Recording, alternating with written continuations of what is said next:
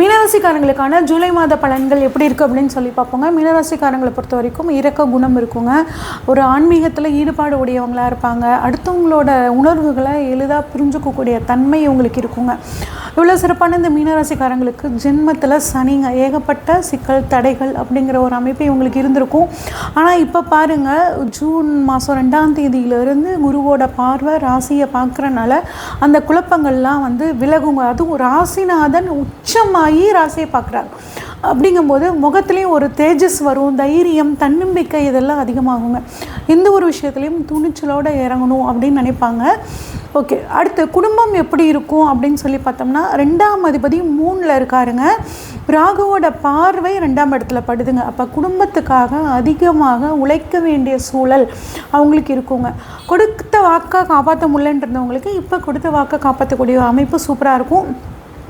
குடும்பத்தில் இருக்கவங்கள திருப்திப்படுத்துறதுக்காக அதிகமாக போராட வேண்டிய ஒரு சூழ்நிலை இவங்களுக்கு இருக்குங்க. அதே மாதிரி வாக்கு மூலதனமாக கொண்டு செயல்படக்கூடியவங்களுக்கு இந்த மாதம் ஒரு சிறப்பான மாதமாக இருக்குங்க.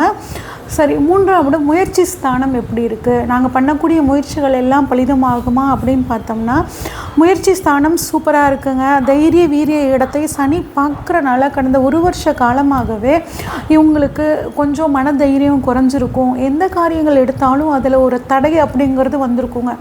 அந்த தடையெல்லாம் இப்போ விலக போகுதுங்க. ப்ளஸ் சோஷியல் மீடியாவில் இருக்கிறவங்களுக்காகட்டும், வாக்கை மூலதனமாக கொண்டு செயல்படுறவங்களுக்கு எல்லாத்துக்குமே இந்த மாதம் சூப்பரான ஒரு மாதம். சரி, சொத்து விஷயங்கள் எப்படி இருக்கும் அப்படின்னு கேட்டோம்னா, 4ஆம் அதிபதி ஆட்சிங்க. அதே மாதிரி 6ஆம் அதிபதியோடு சேர்க்கை பெற்றிருக்கார். அப்போ ஒரு லோன் வாங்கி வீடு கட்டுறது, ஒரு லோன் வாங்கி வாகனங்கள் வாங்கிறது, இந்த மாதிரியான அமைப்பு இந்த மீனராசிக்காரங்களுக்கு இந்த மாதம் இருக்குங்க. சொத்து சம்மந்தப்பட்ட பிரச்சனை முடிவுக்கு வரக்கூடிய ஒரு அமைப்பு இவங்களுக்கு இருக்குது.